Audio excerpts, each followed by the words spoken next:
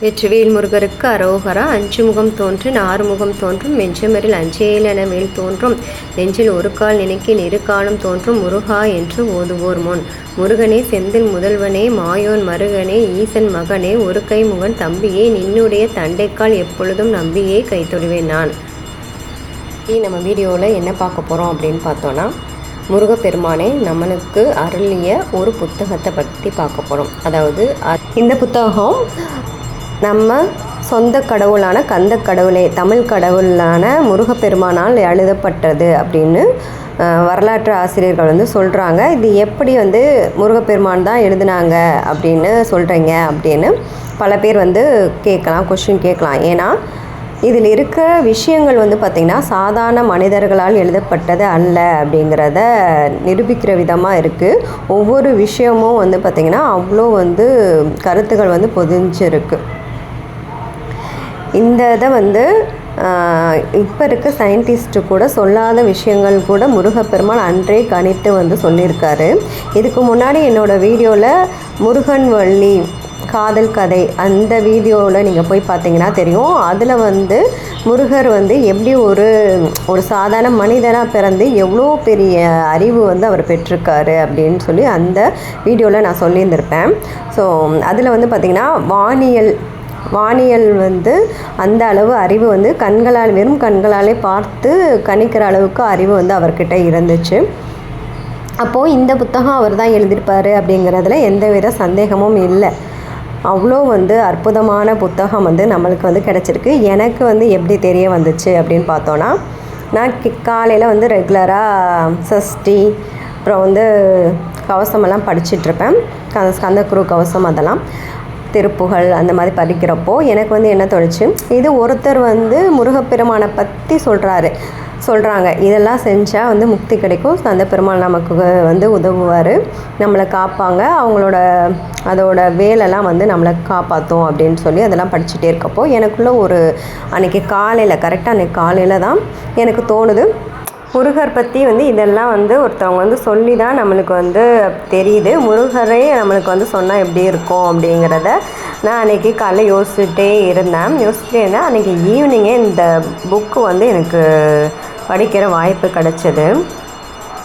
அந்த புக்கு வந்து பார்த்திங்கன்னா அதில் வந்து அருளியவர்னு சொல்லி முருகப்பெருமான் அப்படின்னு சொல்லியிருக்காங்க. அதில் இருக்கிற ஒவ்வொரு விஷயமும் வந்து பார்த்திங்கன்னா அவ்வளோ வந்து அறிவியல் பூர்வமாக இருக்குது. ஆன்மீகமும் அறிவியலும் சேர்ந்து எப்படி இருக்குமோ அது வந்து இருக்குது. அதை பார்த்தோன்னே எனக்கு ரொம்ப வந்து நெகிழ்ச்சியாக இருந்தது. முருகர்கிட்ட நம்ம வந்து ஒரு விஷயம் கேட்டாலும் அதைக்கும் மதிப்பு கொடுத்து அதுக்கான எல்லாமே இருக்குது, இந்த உலகத்தில் வந்து எல்லாமே இருக்குது, நம்மளுக்கு தெரியல அப்படிங்கிறது ஒரு விஷயம் வந்து எனக்கு அன்றைக்கி புரிய வந்துச்சு. சரி, அந்த புக்கு என்ன அப்படிங்கிறத இப்போ சொல்கிறேன். இதாங்க அந்த புக்கு. கலியுகத்தின் முதல் வேத நூல் அப்படின்னு சொல்லப்படுற மூளை எனும் தலைமை சுரபி, அருளியவர் முருகப்பெருமான். இதை பார்த்தோன்னே உங்களுக்கு எப்படி இருக்கும்? சரி, பார்த்தோன்னே அந்த ஃபுல்லாக வந்து தெரிஞ்சுக்கணும் அப்படிங்கிற ஆவல் வந்து எனக்கு இருந்துச்சு. இதில் வந்து பல அத்தியாயங்கள் இருக்குது. இந்த புக்கு வந்து அமேசான்லேயும் கிடைக்குதுங்க. வேணுங்கிற வந்து நம்ம வாங்கி அதில் என்ன இருக்குது அப்படிங்கிறத நல்லா நம்ம படித்து தெரிஞ்சுக்கலாம். ஸோ இப்போ வந்து எனக்கு நான் படித்த அளவுக்கு, எனக்கு தெரிஞ்சுக்கிட்ட அளவுக்கு அந்த நூலில் இருந்து கொஞ்சம் விஷயங்களை உங்கள் கூட ஷேர் பண்ணிக்கலாம் அப்படின்னு சொல்லி தான் இந்த வீடியோ வந்து போஸ்ட் பண்ணுறேன். ஸோ இதில் வந்து அவர் முழுக்க மூளையோட ஃபங்க்ஷனை பற்றி சொல்லியிருக்காருங்க. அதாவது நீங்கள் முருகப்பெருமான் எழுதியிருக்காரு அப்படின்னா அது வந்து ஒரு ஆன்மீகமான விஷயங்கள் நிறையா இருக்கும் அப்படிங்கிற மாதிரி யோசிச்சுட்டு இருந்திருப்பீங்க. ஆனால் அவர் வந்து மூளையை பற்றி சொல்லியிருக்காரு. மூளை எப்படி ஃபார்மேஷன் நடக்குது, குழந்தை வந்து உருவானதுலேருந்து ஒவ்வொரு பார்ட்ஸும் வந்து எப்படி உருவாகுது அப்படிங்கிறத விளக்கி சொல்லியிருக்காரு. அது மட்டும் இல்லாமல் நம்ம வந்து எல்லாருமே கேள்விப்பட்டிருப்பீங்க, அண்டத்தில் உள்ளது தான் பிண்டத்திலும் உள்ளது அப்படின்னு சொல்லி, ஆஸ் above so below, இந்த கான்செப்டு தான் நம்மளோட பாடி இருக்குது அப்படிங்கிற விஷயம் வந்து இப்போ ஸ்பிரிச்சுவாலிட்டியில் போக நம்ம ஒவ்வொருத்தவங்களும் நிறைய கேள்விப்பட்டுட்டு வந்திருப்பீங்க. இதை பற்றி முருகப்பெருமான் வந்து என்ன சொல்கிறாரு அப்படிங்கிறத பார்க்கலாம். அதாவது நம்மளோட மூளையை எடுத்துக்கிட்டோன்னா அந்த மூளை வந்து பெருவழியில் என்ன இருக்கோ அந்த பெருவெளியில் என்ன இருக்கோ அது எல்லாமே வந்து நம்ம மூளைக்குள்ளேயும் இருக்குது அப்படிங்கிறத முருகப்பெருமான் வந்து சொல்கிறாரு. இதில் இருக்கிற ஒவ்வொரு தகவல்களும் சாதாரண மனிதர்களால் புரிஞ்சு கொள்ள முடியாது, சாதாரண மனிதர்கள் எழுதியிருக்க முடியாது அப்படிங்கிறத நம்ம அவர் எழுதியிருந்த ஒவ்வொரு விஷயத்தையுமே வச்சே நம்ம தெரிஞ்சுக்க முடியும். அதாவது அந்த பெருவழி, பரவழி, வெட்டவழி இதெல்லாம் இருக்கு இல்லையா, இது எல்லாமே வந்து இதுக்கப்புறம் தான் வந்து எனர்ஜி அப்படிங்கிற ஒரு விஷயம் இருக்குது, அதுதான் கடவுள் அப்படிங்கிறது பார்க்கப்படுது. அப்போது அங்கே தான் வந்து எனர்ஜி ஃபார்ம் ஆகுது. அது எல்லாமே வந்து நம்ம மூளைக்குள்ளேயும் இருக்குது அப்படிங்கிறத முருகப்பெருமான் வந்து சொல்கிறாரு. அப்போது அந்த பெருவழியில் என்ன இருக்கோ அது உங்கள் மூளையிலும் இருக்குது. நம்மளுக்கு நிறைய சயின்டிஸ்ட் சொன்ன பல தியரிகள் நம்ம படிச்சிருப்போம். Gravitational, quantum theory, electro magnetic theory. அப்போ இது எல்லாமே சேர்ந்து ஒரே தியரியாக கொண்டு வந்து இப்போ வந்து ஸ்ட்ரிங் தியரி வந்து கொண்டு வந்திருக்காங்க. இந்த ஸ்ட்ரிங் தியரியில் இருக்கிற எல்லா விஷயங்களும் முருகப்பெருமான் வந்து சொல்லியிருக்காரு.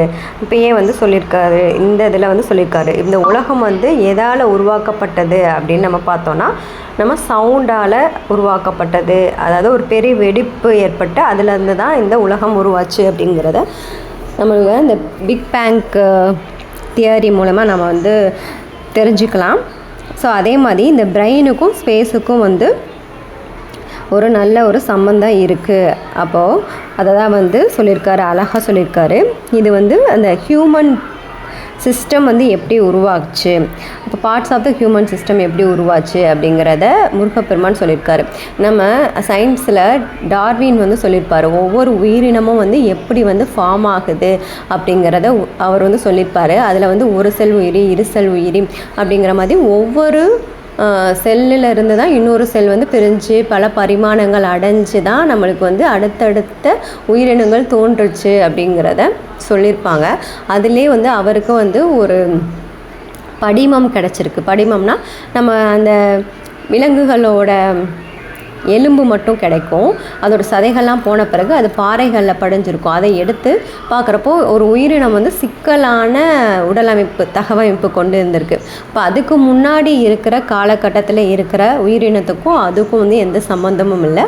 அது அந்த உயிரினம் தோன்றணும் அப்படின்னு சொன்னோன்னா, இவருடைய பரிணாம கொள்கைப்படி அப்படி பார்த்தோன்னா அந்த உயிர் தோன்றதுக்கு இன்னும் பல ஜென்மம், பல வருஷங்கள் கழித்து தான் அந்த உயிரினம் தோன்றுவதற்கான வாய்ப்பு இருக்குது. ஆனால் அப்போது வந்து அந்த உயிரினம் தோன்றிருக்கு. எப்படி?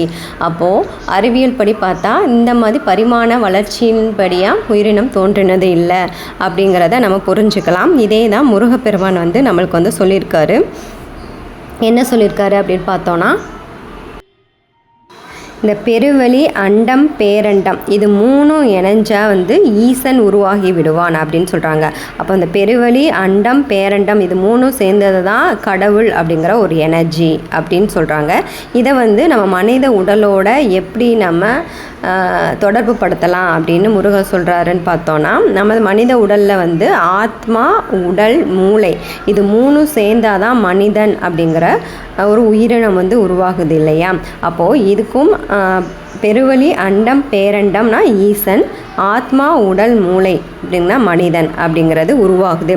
ஸோ நம்மளுக்குள்ளே தான் கடவுள் இருக்கார் அப்படிங்கிறத இதிலிருந்து நம்ம தெரிஞ்சுக்க முடியும்.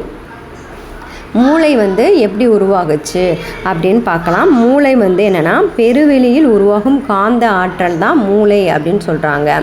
இப்போ நம்ம சொன்னோம் ஸ்பேஸுக்கும் நம்மளோட உடலும் எப்படி வந்து ஃபார்ம் ஆகுது, மனிதனும் ஈசனும் எப்படி வந்து உருவாகிறாங்க அப்படின்னு சொல்லி பார்த்தோம். இதே மாதிரி தான் மூளை வந்து எப்படி, மூளைக்கும் ஸ்பேஸுக்கும் என்ன கனெக்ஷன் அப்படின்னு பார்த்தோன்னா, அந்த ஸ்பேஸில் இருக்கிற எலக்ட்ரோ மேக்னெட்டிக் எனர்ஜி தான் வந்து இந்த மூளை, நம்மள்கிட்ட இருக்க மூளை அப்படின்னு வந்து சொல்கிறாங்க. சரி, முருகர் வந்து சொல்கிறாரு. அப்போது இதில் வந்து எப்படி வந்து அந்த மூளை வந்து ஃபார்ம் ஆகுது அப்படின்னு பார்த்தோன்னா, ஸ்பேஸில் வந்து ஒரு ஹையர் எனர்ஜி, அந்த ஹையர் ப்ரெஷர் இருக்கிறப்போ அங்கே இருக்க பார்ட்டிகல்ஸ்லாம் சேர்ந்து, மேக்னெட்டிக் எனர்ஜி எல்லாம் சேர்ந்து இந்த ஹியூமனோட பிரெயின் வந்து உருவாகுச்சு அப்படின்னு வந்து முருகர் வந்து சொல்கிறாரு. இது அடுத்து வந்து இந்த கருவில் வந்து நம்ம குழந்தை உருவாகுது அப்படின்னு சொல்கிறோம். ஸோ அந்த கரு உருவாகிறதற்கு காரணம் வந்து இந்த மனிதன் தான் அப்படிங்கிற மனிதனோட படைப்பு தான் அப்படிங்கிறத நம்ம நம்பிக்கிட்டு இருக்கோம். ஸோ அதுவும் தப்பு அப்படிங்கிறத நம்ம இந்த ஒரு விஷயத்துலேருந்து நம்ம தெரிஞ்சுக்க முடியும். ஏன்னு சொன்னால் ஒரு ஸ்போமும் ஒரு ஆண்லேருந்து ஒரு ஸ்போமும் பெண்ணிலேருந்து ஒரு ஓவம் ரெண்டுமே வந்து இணையிறப்ப தான் நம்மளுக்கு வந்து என்ன கிடைக்கும், ஒரு கரு வந்து உருவாகும் அப்படின்னு வந்து நம்மளுக்கு எல்லாத்துக்குமே தெரியும். இதில் வந்து பார்த்திங்கன்னா பல கோடி கணக்கான ஸ்பேம் போகுது, அது மாதிரி ஆயிரக்கணக்கான ஓவம் இருக்குது. அப்போது எந்த ஒரு ஸ்பேம் வந்து எந்த ஒரு ஓவமோட சேரணும் அப்படிங்கிற ஒரு விஷயம் வந்து கடவுளால் மட்டும்தான் தீர்மானிக்க முடியும். அதை வந்து யாருனாலையும் தீர்மானிக்க முடியாது அப்படின்னு சொல்கிறாங்க. இதிலிருந்து கடவுள் தான் அனைத்திற்கும் காரணம் அப்படிங்கிறத நம்ம புரிஞ்சுக்க முடியும். இது வந்து அந்த மெர்க்குரி அப்படிங்கிறது தான் வந்து கடவுளோட எனர்ஜியாக வந்து சொல்கிறாங்க. பல கோடிக்கணக்கான மெர்க்குரிகள் வந்து சேர்ந்து தான் கடவுளுங்கிற ஒரு ஈசன் அப்படிங்கிற ஒரு எனர்ஜி வந்து உருவாகிருக்கு. அந்த கடவுள் வந்து எங்கே இருக்கார் அப்படின்னு பார்த்தோன்னா சூரியனோட கோரில் வந்து இருக்காங்க அப்படிங்கிற விஷயமும் முருகன் நம்மளுக்கு சொல்கிறாரு. அப்போது டிவைன் எனர்ஜி அப்படிங்கிறது ஒரு ஹை மேக்னெட்டிக் எனர்ஜி.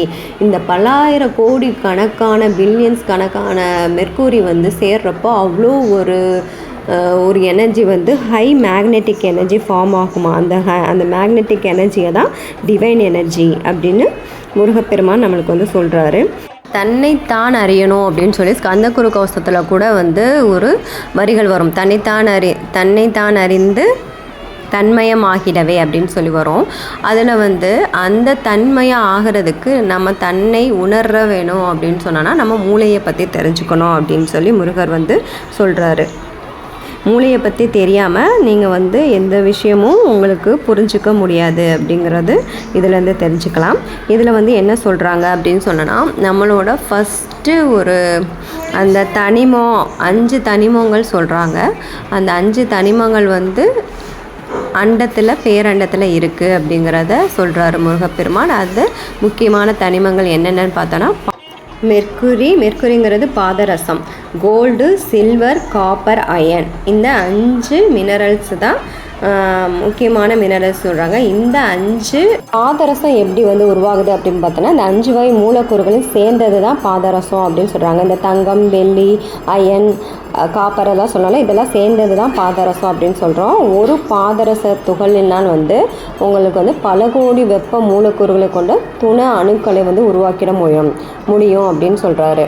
அதாவது அணுக்கள்ங்கிறது ஆட்டம்ஸ் தான் வந்து எல்லாரோட பொருட்களோட எல்லா உயிரினங்களோட அடிப்படை ஆற்றல் வந்து அணு அப்படிங்கிறத ஆட்டம் அப்படிங்கிறத நம்ம பார்த்துருப்போம். இந்த ஆட்டம் வந்து உருவாகிறதுக்கு ஒரு பாதரச துகள் அதை வச்சு பல கோடி ஆட்டம்ஸை வந்து உருவாக்க முடியும் அப்படின்னு சொல்லி முருகர் வந்து சொல்கிறாரு. அப்போ வந்து பாருங்கள், அந்த ஒரு பாதரச துகள் பல கோடி அணுக்கள் வந்து உருவாகுது, அதுலேருந்து பல உயிரினங்கள் தோன்றுதுன்னா கடவுளுங்கிறது என்னன்னு சொல்கிறாங்க, பல கோடி பாதரச துகள்கள் சேர்ந்த ஒரு எனர்ஜி தான் வந்து ஈசன் அப்படின்னு வந்து சொல்கிறாரு. கடவுள் எப்படி உருவானார் அப்படின்னு சொல்லி பார்த்துட்டோம். இப்போ வந்து நம்ம என்ன பார்க்க போகிறோம் பார்த்தா பஞ்சபூதங்கள் வந்து எப்படி உருவாச்சு அப்படிங்கிற விஷயத்த நம்ம பார்க்கலாம். பஞ்சபூதம் எப்படி உருவாச்சு, அதில் இருக்க வெப்ப மூலக்கூறுகள் எப்படி உருவாச்சு அப்படின்னு பார்த்தோன்னா இப்போ பாதரச துகள் வந்து எப்படி உருவாச்சுன்னு சொன்னோம். அதாவது 5 மூலக்கூறுகள் இணைஞ்சு தான் பாதரசம் உருவாச்சு. அந்த ஒரு பாதரசம் வந்து என்ன பண்ணோன்னா பல கோடி வெப்ப மூலக்கூறுகளை கொண்ட பல துணை அணுக்களை உருவாக்கும் தன்மை இருக்கும் அதுக்கு. அப்போது அது வந்து ஒரு வெப்ப எனர்ஜி, அதாவது ஹீட் எனர்ஜியை வந்து ப்ரொடியூஸ் பண்ணுது அப்படின்னு சொல்கிறாங்க.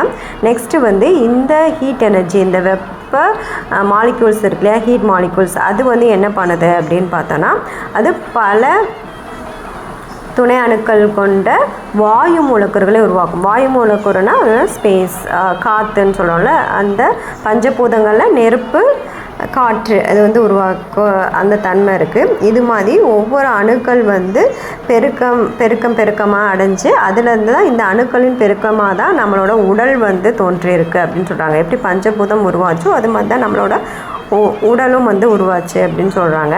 இந்த ஒரு பாதரச துகளில் தான் இந்த பஞ்சபூதங்களையும் உருவாக்கும் தன்மை இருக்குது. இப்போ பல பாதரச துகள்கள் இணைஞ்சு தான் ஈசன் உருவானார், அதாவது கடவுள் உருவானார் அப்படின்னு வந்து சொல்கிறாங்க. அது மாதிரி இந்த பல அணுக்கள் சேர்ந்து உடல் உருவாகிருக்கு, அதாவது லிங்க் பண்ணுறாரு முருகப்பெருமான் வந்து நம்மளுக்கு வந்து லிங்க் பண்ணுறாரு. எப்படி கடவுளுக்கும் நம்மளும் ஒன்று தான் அப்படிங்கிறத நம்ம புரியறதுக்காக இந்த மாதிரி விஷயங்கள்லாம் அவர் வந்து சொல்லியிருக்காரு. பாதரச துகள்கள் இணைஞ்சு தான் ஈசன் உருவாகிறாரு, அந்த கடவுளுங்கிற ஒரு எனர்ஜி வந்து உருவாகியிருக்காங்க. அதே மாதிரி நம்ம வந்து பார்த்திங்கன்னா இந்த அணுக்கள்லாம் சேர்ந்து ஒரு உடலுங்கிற அமைப்பு உருவாகி நம்ம மனிதன்கிற ஒரு ஆற்றல் வந்து உருவாகிருக்கு அப்படின்னு சொல்கிறாங்க. அப்போ அந்த ஸ்பேஸில் இருக்கிற அந்த மேக்னெட்டிக் எனர்ஜியை தான் என்னன்னு சொல்கிறோம் நம்ம வந்து மெர்க்குரி அப்படின்னு சொல்கிறாங்க. அப்போது அந்த மேக்னெட்டிக் எனர்ஜி அந்த பாதரச துகளில் வந்து நிறைய வந்து கனிம ஆற்றல்கள் வந்து பொதிஞ்சிருக்கு. அந்த பாதரசத்துக்குள்ளே நிறைய கனிம ஆற்றல்கள் பொதிஞ்சிருக்கு. அது என்னென்ன அப்படின்னு பார்த்தோன்னா கோல்டு, காப்பர், சில்வர், அயன், இந்த கனிம வளங்கள் ஒரு பாதரச துகளுக்குள்ளே இருக்குது அப்படிங்கிறத சொல்கிறாரு. அப்போது என்னென்னா இந்த ஸ்பேஸை அந்த 5 பூதங்கள் இருக்கு இல்லையா, அந்த 5 பூதங்களும் இந்த 5 கனிமங்கள் அப்புறம் 5 சென்ஸ் ஆர்கன்ஸு, நம்ம உடம்புல இருக்க சென்ஸ் ஆர்கன்ஸு, அதிலிருந்து ஒவ்வொரு பாடியும் வந்து எப்படி ஃபார்ம் ஆகுது அப்படிங்கிற விஷயமும் கொடுத்துருக்காங்க. இது வரைக்கும் வந்து இந்த விஷயங்கள் யாருனாலையுமே வந்து இன்னுமே சொல்ல முடியாத ஒரு அற்புத விஷயங்களை முருகர் வந்து எவ்வளோ அழகாக நம்மளுக்கு எடுத்துரைச்சிருக்காரு அப்படிங்கிறத பார்க்கலாம். அதாவது இந்த ஸ்பேஸ், ஃபயர், ஏர், வாட்டர், எர்த், இது வந்து நம்ம என்னென்னு சொல்லுவோம், இந்த ஐம்பூதங்கள் அப்படின்னு சொல்லுவோம். இந்த 5 கனிமங்கள் இப்போ பார்த்தோம் இல்லையா, mercury, gold, silver, copper, iron, இதெல்லாம் சென்ஸ் ஆர்கன்ஸ் வந்து எப்படி ஃபார்ம் ஆகுதுன்னு பாருங்களேன். மெர்க்குரிங்கிறது என்னன்னு சொன்னோம், இந்த பாதரச துகள் தான் கடவுள். பல கோடி பாதரச துகள் சேர்ந்தது கடவுள், ஒரு பாதரச துகள் வந்து கிடையாது. அப்போ அந்த மெர்க்குரி அப்படிங்கிறது ஐஸ் அப்படின்னு சொல்கிறாங்க. அந்த மெர்க்குரியில் தான் நம்ம கண் வந்து உருவாச்சு. முதல்ல வந்து மனிதனில் உருவான ஒரு உறுப்பு என்ன அப்படின்னு பார்த்தோன்னா கண்ணு தான் அப்படின்னு சொல்கிறாங்க. இந்த கண்ணிலேருந்து நம்மளுக்கு வந்து உருவான பாடி பார்ட் என்ன அப்படின்னு பார்த்தோன்னா ஜெனிட்டலியா அப்படிங்கிற பார்ட் வந்து ஃபார்ம் ஆகிருக்கு. ஃபயர், நெருப்பு. அடுத்து நெருப்பு வந்து எந்த மினரல்ஸோட கம்பேர் பண்ணுறாருன்னா கோல்டு. அப்போ ஃபயர், கோல்டு, அதனால சென்ஸ் ஆர்கன்ஸ் வந்து பார்த்திங்கன்னா காது, இயர்ஸு, அதோட பாடி பார்ட்டு இன்டெஸ்டைன். நெக்ஸ்ட்டு ஏரோட மினரல்ஸ் என்னென்னு பார்த்தோன்னா சில்வர், நோஸு, சென்ஸ் ஆர்கன்ஸு, அதோட பார்ட்டு வந்து பார்த்தோன்னா லங்ஸு. நெக்ஸ்ட்டு வாட்டருக்கு மினரல்ஸ் வந்து காப்பர், சென்ஸ் ஆர்கன் வந்து மவுத்து, அதோட என்ன பார்ட்ஸ் அதிலேருந்து உருவாச்சு எடுத்துனா ஹார்ட். இது வந்து என்னென்னா சென்ஸ் ஆர்கன்ஸ் எப்படி உருவாது, அடுத்து ராஜ உறுப்புகள் வந்து எப்படி ஃபார்ம் ஆகிருக்கு அப்படிங்கிறது தான். அடுத்து எர்த்து, இந்த சென்ஸ் ஆர்கன்ஸு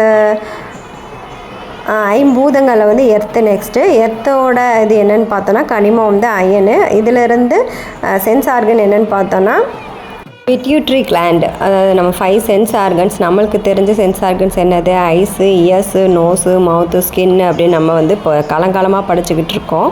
ஆனால் முருகர் வந்து அந்த சென்ஸ் ஆர்கன்ஸ் என்னன்னு சொல்கிறாரு, ஐஸு, இயர்ஸு, நோஸு, மவுத்து, பிட்யூட்ரி கிளாண்ட் அப்படின்னு சொல்கிறாரு. பிட்யூட்ரி கிளாண்ட் அப்படிங்கிறது மூளைக்குள்ளே இருக்கிற ஒரு சுரபி, பீனியல் கிளாண்ட் அப்படின்னு சொல்லுவாங்க இல்லையா, அந்த சுரபி தான் வந்து தலைமை சுரபி, மூளையில் இருக்கிற தலைமை சுரபி அப்படின்னு சொல்கிறாங்க. அந்த சுரபி தான் வந்து எர்த்தோட கனெக்ட் ஆகிருக்கு. இதிலேருந்து நம்மளுக்கு எந்த பார்ட் வந்து ஃபார்ம் ஆகுதுன்னு பார்த்தா ஸ்கின்னு. ஸோ இதிலேருந்து தான் நம்ம சென்ஸ் ஆர்கன்ஸில் பிட்யூட்ரி கிளாண்டுக்கு பதிலாக ஸ்கின்னு சொல்லிட்டாங்களோ என்னமோ தெரியல. ஆனால் முருகர் நம்மளுக்கு கொடுத்துருக்கிறது இதுதான் வந்து கொடுத்துருக்காரு. இது வந்து நம்ம வந்து உடம்பு வந்து பார்ட்ஸ் வந்து எப்படி வந்து உருவாயிருக்கு அப்படிங்கிறத முருகர் வந்து ஐம்பூதங்களையும் கடவுளையும் நம்மளையும் தொடர்பு படுத்தி அழகாக வந்து சொல்லியிருக்காரு. இதுக்கடுத்து ஒரு விஷயம் என்னென்னா, நீங்கள் வந்து ஒரு ஸ்பிரிச்சுவல் சைல்டு வந்து உங்களுக்கு பிறக்கணும் அப்படின்னு நீங்கள் முடிவு பண்ணிங்கன்னா அதுக்கு நீங்கள் என்ன செய்யணும் அப்படின்னு பார்த்தீங்கன்னா, நம்ம வந்து கடவுள்கிட்ட ஆர்டர் பண்ணணுமா இந்த மாதிரி எனக்கு ஒரு நல்ல வந்து ஒரு தெய்வீக சக்தி உள்ள ஒரு குழந்தை வந்து பிறக்கணும், நீங்கள் கொடுக்கணும் அப்படின்னு சொல்லிவிட்டு நம்ம வந்து நம்மளோட வாழ்க்கையை வந்து ஸ்டார்ட் பண்ணணும். கல்யாணம் ஆனால் எல்லாருமே வந்துட்டு இந்த மாதிரி கடவுள்கிட்ட முறையிட்டுட்டு அதுக்கப்புறம் வந்து வாழ்க்கையை தொடர்ந்தால் நம்மளுக்கு ஒரு ஸ்பிரிச்சுவல் சைல்டு வந்து பிறப்பாங்க அப்படிங்கிறதும் முருகர் வந்து சொல்லி கொடுக்குறாரு நம்மளுக்கு. இதில் வந்துட்டு ஸ்கல் பற்றி நிறையா வந்து சொல்லியிருக்காரு. ஸ்கல்லுக்கும் அதாவது அந்த ஸ்கல் சொல்லுவாங்க இல்லையா, நல்ல வந்து ஸ்ட்ராங்கான ஸ்கல் இருந்துச்சுன்னா அவங்க ரொம்ப அறிவாளியாக இருப்பாங்க அப்படின்னு வந்து நம்ம கேள்விப்பட்டிருப்போம்.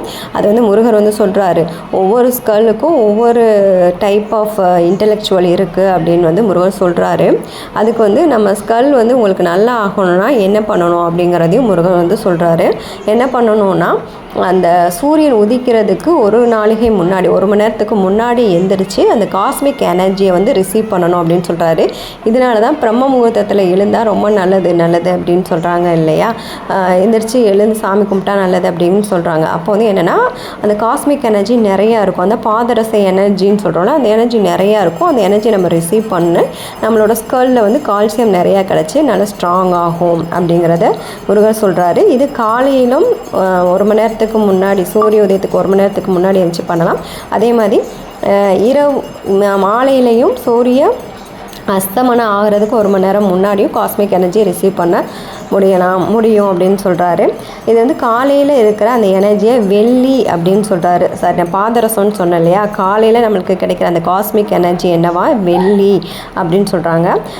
இது வந்து ஈவினிங் வந்து நம்மளுக்கு கிடைக்கிறது வந்து தங்கம் அப்படின்னு சொல்கிறாங்க. அதாவது அந்த பாதரசம், தங்கம், வெள்ளி, காப்பர், அயன், இந்த 5 கனிமங்கள் இருக்குது இல்லையா, இந்த இதில் நம்மளுக்கு கிடைக்கிற அந்த எனர்ஜியை பற்றி சூப்பராக வந்து சொல்லியிருக்காங்க.